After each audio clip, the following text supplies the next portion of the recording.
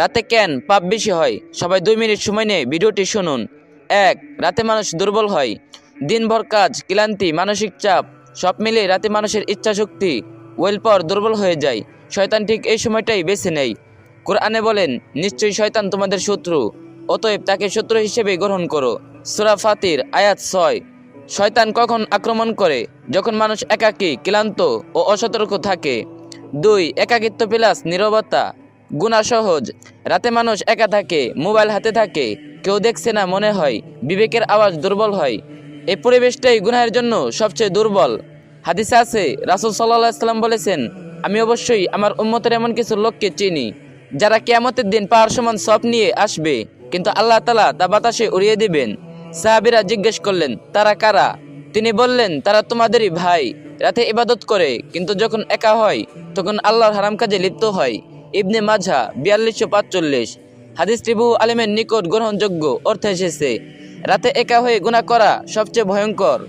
3. রাত শয়তানের সক্রিয় সময়। দিনে মানুষ ব্যস্ত থাকে, সমাজের চাপ থাকে, রাতে থাকে ফাঁকা সময়, ফ্রি ইন্টারনেট, ফ্রি চিন্তা, ফ্রি কল্পনা। শয়তান যখন ওয়াইসপার করে, একটু দেখলে কি হবে, একটু কথা বললে কি হবে, এটা তো কেউ জানবে না। কোরআনে বলেন, শয়তান মানুষের অন্তরে কুমন্ত্রণা দেয়। সূরা নাস আয়াত 5। আর এই কুমন্ত্রণা রাতে সবচেয়ে শক্তিশালী হয়। 4. হারাম সম্পর্ক ও রাত।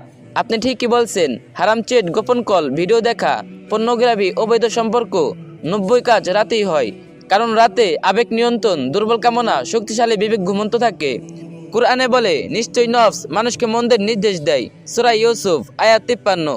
রাতে নফস যেন কমান্ডার হয়ে যায়। 5. ফিতনার সময় ঘুমানো কেন উত্তম? আপনি যে হাদিস উল্লেখ করছেন তার অর্থগত একটি আলেমা এভাবে ব্যাখ্যা করেন, ফিতনার সময়ে এমন কাজে জড়িয়ে না পড়া যা গুনাহে টেনে নিতে পারে, এটাই নিরাপদ। ইমাম নববী রাহমাতুল্লাহ আলাইহি বলেন, যে সময় গুনাহের সম্ভাবনা বেশি সে সময় নিজেকে দূরে রাখো এবং ইবাদতের অন্তর্ভুক্তি হও। অর্থাৎ আহেতুক জাগা নয়, অকারণে স্ক্রল নয়, একাকী চেট নয়, সময় মতো ঘুম, আত্মরক্ষা। 6. কেউ দেখছে না। এই ধারণাই ধ্বংসের মূল। রাতে মানুষ ভাবে আমি একা, কেউ দেখছে না, কিন্তু এটা সবচেয়ে বড় ভ্রান্তি। কোরআনে বলেন, তিনি চোখের গোপন দৃষ্টি ও অন্তরের গোপন কথাও জানেন। সূরা গাফির আয়াত 19। এই কথাটাই জামশেদ মজুমদারের কথাটি হৃদয়ে আঘাত করে। হে যুবক, যদি তুমি নিশ্চিত হও যে আল্লাহ তোমাকে দেখছে না, তবে যা খুশি করো।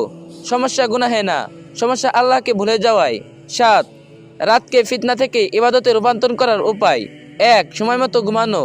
রাসূল সাল্লাল্লাহু আলাইহি সাল্লাম বলছেন, এশার পর আহেতুক জাগ্রত থাকা পছন্দ করতেন না। 2. মোবাইল বেড থেকে দূরে রাখা। বিছানায় মোবাইল শয়তানের আমন্ত্রণা।